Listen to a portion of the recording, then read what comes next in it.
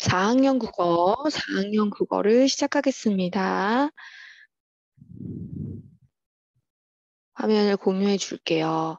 자, 4학년 국어 확인했고요.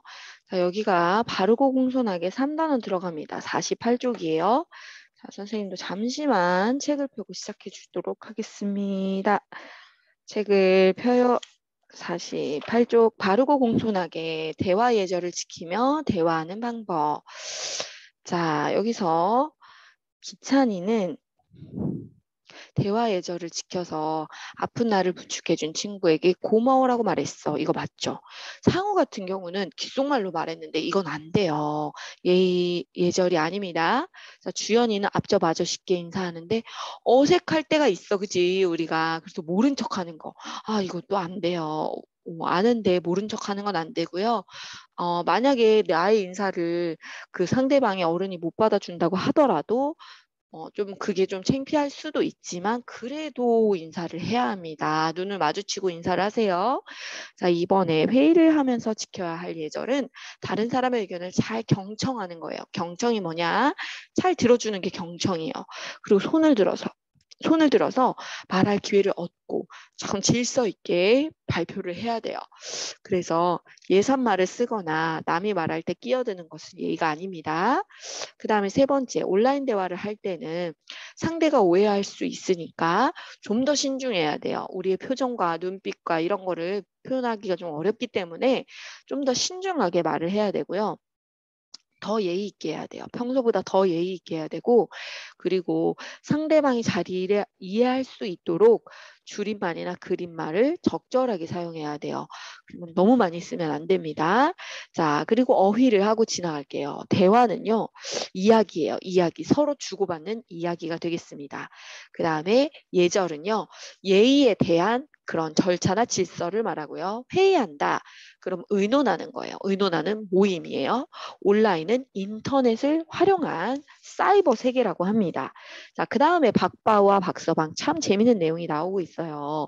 자, 윗마을 양반은 여기서 보면은 같은 할아버지인데 양반 자기가 더 어리면서 할아버지한테 바우야 이렇게 말했어요. 자, 왜냐하면 신분이 다르다고 막대했죠. 근데 아랫마을 양반은 박서방이라고 말했습니다. 그래서 결과가 너무나 달랐어요. 자, 여기서 보면은 고기를 사러 온 젊은 양반들이 박노인을 바우, 박서방이라고 불렀는데 고기를 왜 다르게 줬냐? 아랫마을 양반만 자신을 더 존중해준 느낌이 들게 말한 5번 내용이 정답이에요. 자신을 존중해주면 뭐라도 하나 더 주고 싶죠. 이건 사람의 당연한 심리입니다. 자, 여기서 어울리는 속담이 뭐가 있냐? 말 한마디에도 천냥빚을 갚는다는 내용이죠.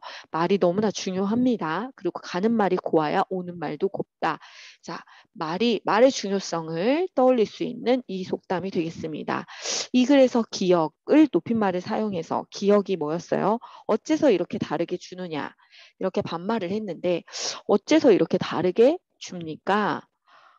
어째서 이렇게 다르게 주십니까? 요 끝부분이 중요합니다. 요 부분을 예의 있게 예절에 맞게 표현하는 게 중요합니다. 그 다음에 오늘 아침 민순의 교실에서 있었던 일을 보겠습니다. 아침부터 듣기 싫은 별명을 불렀어요. 민수가. 자, 내용을 읽었으리라 보고요. 자, 교실로 들어오는 민수에게 인사를 했어. 영철이와 채은이가 인사를 했어. 영철이는 기다려 왔냐? 이랬고 채은이는 민수야 안녕 이랬어요. 자, 그런데 영철이의 말을 듣고 민수가 기분이 나빴죠. 키다리라는 별명을 듣기 싫어했어. 그런데 영철이가 그런 별명으로 민수를 부르면서 인사를 한 거예요. 아침부터 기분이 팍 나빴겠죠. 그 다음에 7번에 이제 민수가 뭐라고 대답하냐면은 나는 그 별명 싫은데 내 이름으로 불러줄래? 그러면은 영철이가 어떻게 말하면 좋을까요? 미안해. 미안해. 다음부터 네 이름 부를게. 미안해. 이러면 좋겠죠.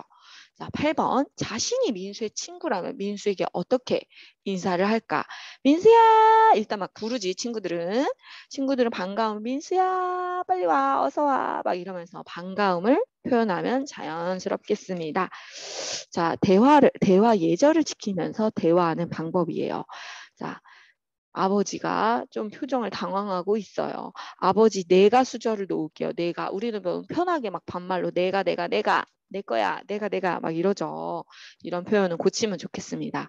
아주머니 수고하셨어요. 이거는 아랫사람이 윗사람한테 하는 것은 예절에 맞지 않아요. 수고하셨어요. 이 말은 하면 안 돼요. 굉장히 기분 나쁜 말입니다. 수고 많으셨습니다. 이렇게 표현해도 되긴 하지만 수고하셨어요랑은 좀 달라요. 고맙습니다로 바꾸는 게 좋아요. 자, 아이고 위로 가버렸네. 잠깐만 튕겨가지고 위로 갔어요.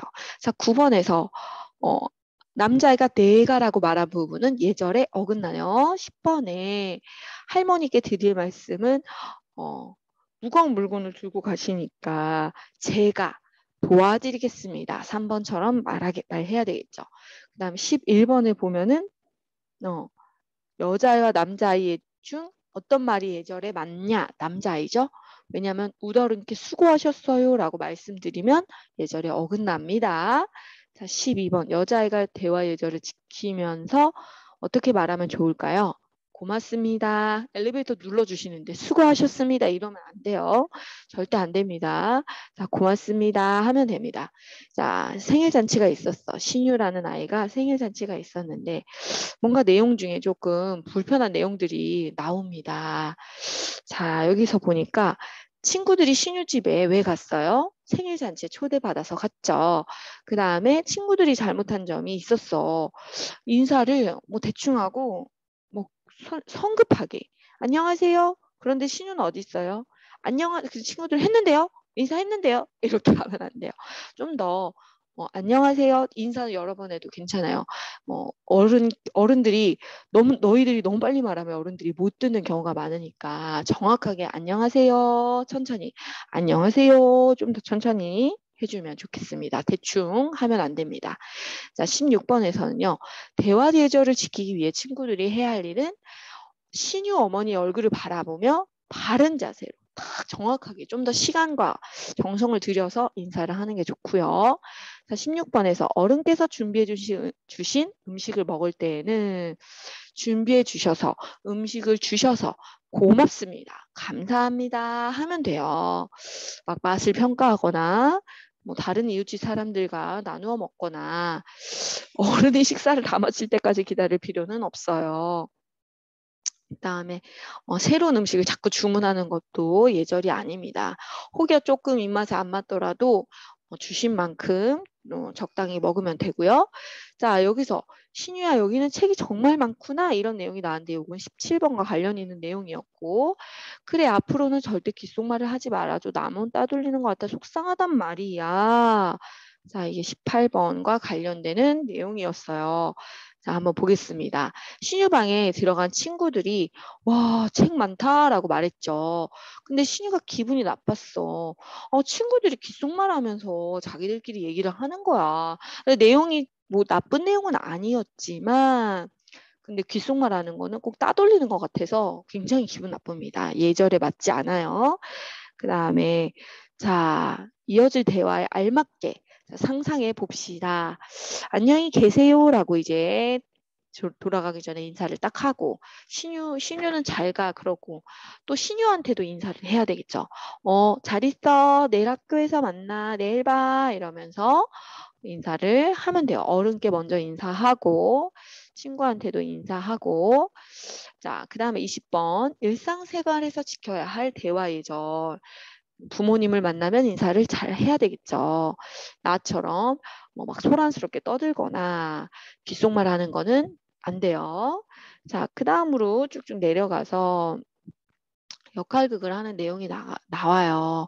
여기 내용은 봤을 거라고 보고 21번을 보면은 그림가에서 사슴이 사슴으로 된 아이 머리띠를 보면 돼요. 사슴이 대화 도중에 가에서는 끼어듭니다. 나에서는 거북이가 거친 말을 하고요. 그림 다에서는 사자가 남의 말을 듣지 않고 자기 말만 합니다. 아유, 왜 그랬을까? 자, 기억의 말을 예의 바른 말로 알맞게 고치면 기억에서 뭐라 그랬냐면은 내 말부터 들어봐 그랬어. 미안해 이러면 안 되죠. 네 말이 끝날 때까지 기다릴게 해야 되는데 내 말부터 들어봐. 막 계속 이러면 안 돼요. 그 다음에 토끼 기분이 어땠을까요? 토끼는 너 그만해. 그랬는데도 막 놀려. 그러면은 기분이 엄청 상했겠죠. 그리고 무시당하는 기분이 들었을 거예요. 자, 이렇게 이제 니은은 내 마음이야, 저여줘요, 내 마음이야. 내 자기 마음대로 하는 이런 행동은 정말 나빠요. 이런 행동을 하면 안 돼요. 그러면 그래 다른 친구부터 하고 나서 할게.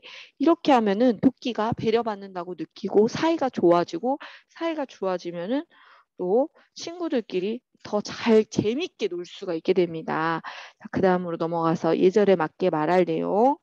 자, 여기서도 이제 우더른과 대화하는 내용이 나오고 있어요. 또 오른쪽에서는 친구들과 얘기하는 것도 나오고 있는데 자, 여기가 마지막 쪽이에요. 이와 같이 다른 사람과 대화를 주고받을 때 지켜야 할 예절로 알맞지 않은 거.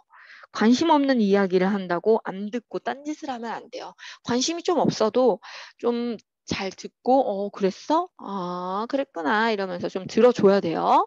자, 26번에 가에서는 기억에 들어갈 가장 알맞은 말. 어, 이렇게 뭔가 이렇게 전해드려라 했어. 감사합니다. 아, 아니지.